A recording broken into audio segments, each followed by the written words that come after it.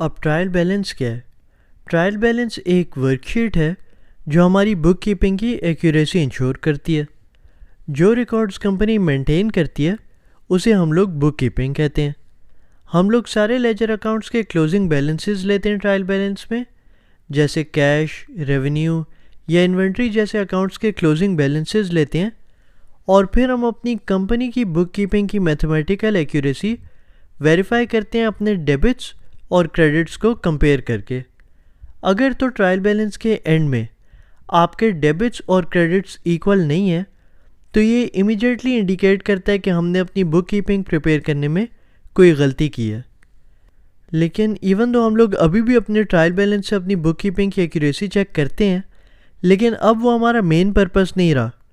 वक्त के साथ साथ ट्रायल बैलेंस का पर्पस क्यों चेंज हुआ है वो मैं आपको बताता हूँ।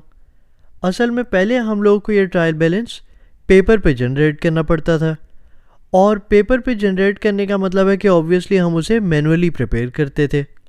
लेकिन अब उसके लिए अकाउंटिंग सॉफ्टवेयर्स आ गए हैं और सब कुछ ऑटोमेटिकली जनरेट होता है। तो ये जो चेंज आया है पेपर पे जनरेट करने के बजाय अकाउंटिंग सॉफ्टवेयर्स यूज़ करने का, उसके बाद से बुक कीपिंग की एक्यूरेसी वेरीफाई करना बहुत आसान हो गया हमारे लिए, जो कि अभी भी हम लोग करते हैं। लेकिन अब ट्रायल बैलेंस का मेन पर्पस ये है कि हमारी तरह तरह की जो फाइनेंशियल स्टेटमेंट्स हैं, जैसे इनकम स्टेटमेंट है, बैलेंस शीट या स्टेटमेंट ऑफ कैश फ्लोज है, वो प्रिपेयर करने में ट्रायल बैलेंस हमें मदद करती है। टू समराइज़, अगर वो लोग आपसे एग्ज़ाम में पूछें कि कोई अकाउंटेंट ट्रायल बैलेंस क्यों प्रिपेयर करता है, जो कि वो लोग अक्सर पूछते भी हैं एग्ज़ाम्स में, तो आप कह सकते हैं कि बुक कीपिंग की एक्यूरेसी वेरीफाई करने के लिए, या फिर मोर इम्पॉर्टेंटली फाइनेंशियल स्टेटमेंट्स बनाने में असिस्ट करने के लिए।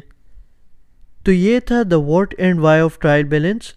अब हम अगले लेक्चर में चलते हैं जहां हम लोग ट्रायल बैलेंस का जनरल फॉर्मेट देखेंगे।